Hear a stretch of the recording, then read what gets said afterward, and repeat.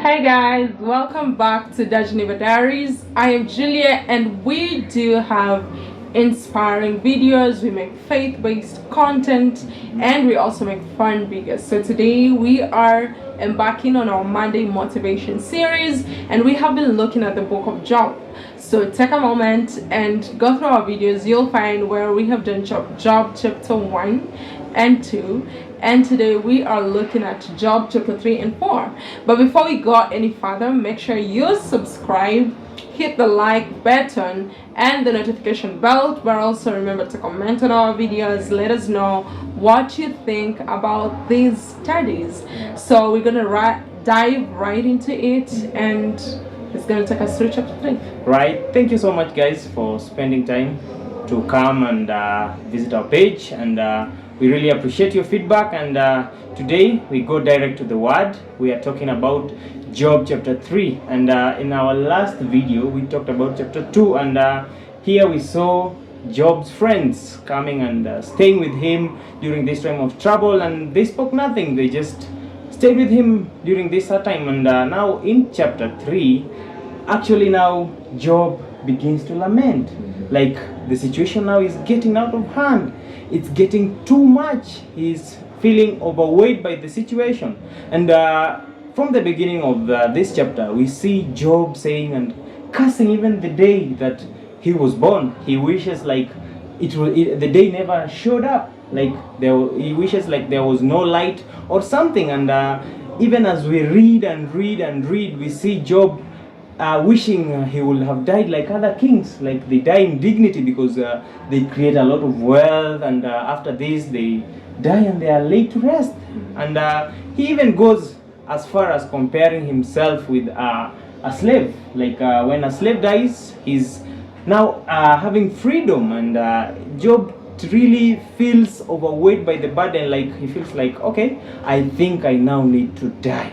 And this is what keeps going on and on throughout the chapter. He's lamenting. He's really cursing the day he was born. He's really lamenting, like, why am I going through this? Like, he doesn't really understand. But in chapter 4, something interesting happens.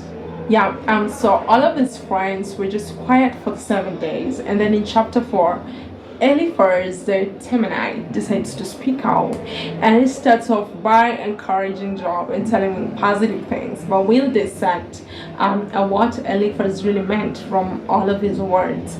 But he starts by telling Job, you have been encouraging people with your words. You have really given strength to the feeble hands. And now, should your piety not be your source of confidence, why can't you also encourage yourself like you've always done with others? And then moves over and over to chapter 6, just him trying to tell Job how he has been helping people, and how this should also be his source of help.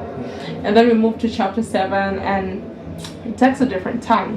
And Eliphaz now says, you know what, Job, actually, if you saw trouble, you actually live trouble. And I've never seen an innocent man being punished by God, the righteous being destroyed. So if you are blameless before God, then according to Eliphaz, you're not supposed to face any kind of challenges, which also we're gonna really dissect and see the truth of this.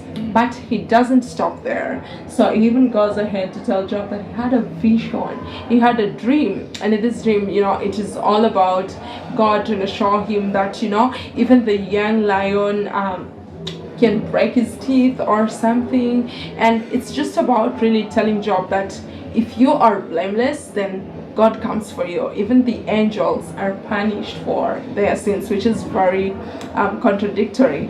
But we're gonna look into that at this point. We want to take you guys through the key lessons and implications that we've learned from these 2 chapters. And what is it in chapter 3? Okay, I think in chapter 3, there's something interesting that I learned from Job.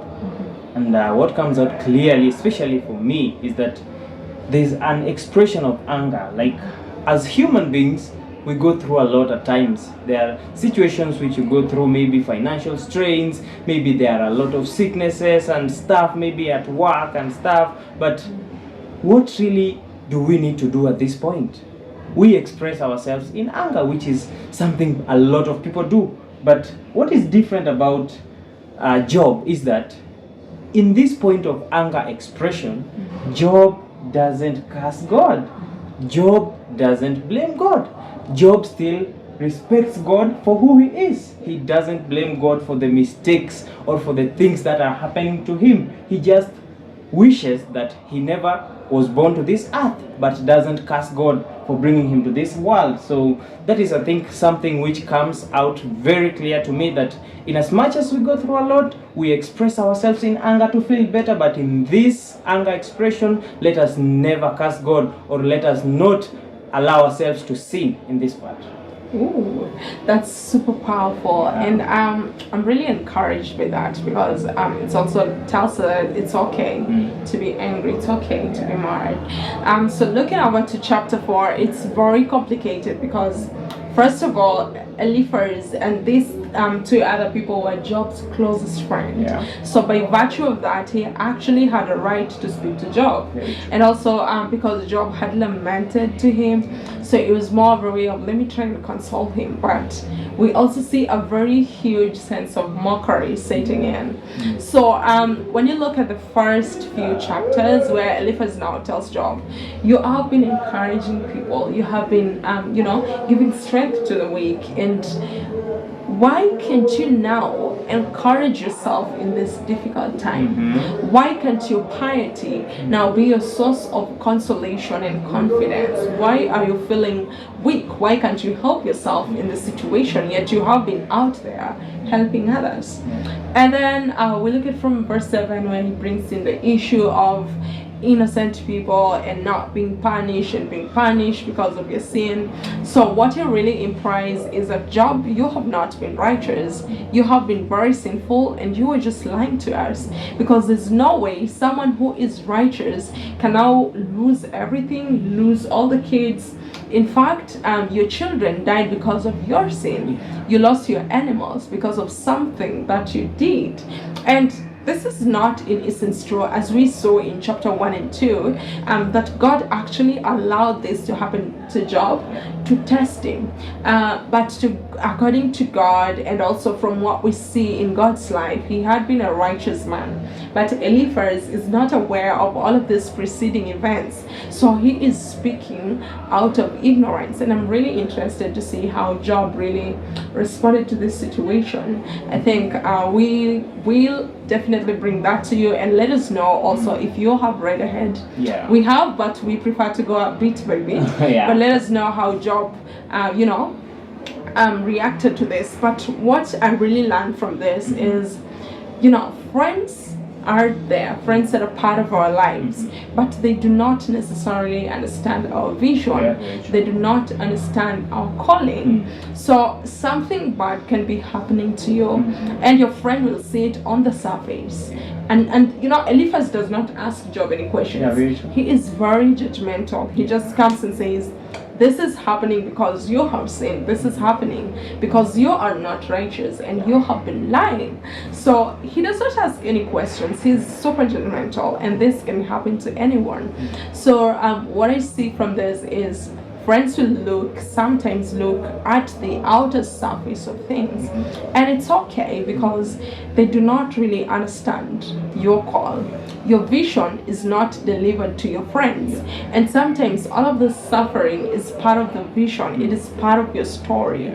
So as a Christian, we need to know what to pick from what friends communicate to us in these times where we go through difficult moments.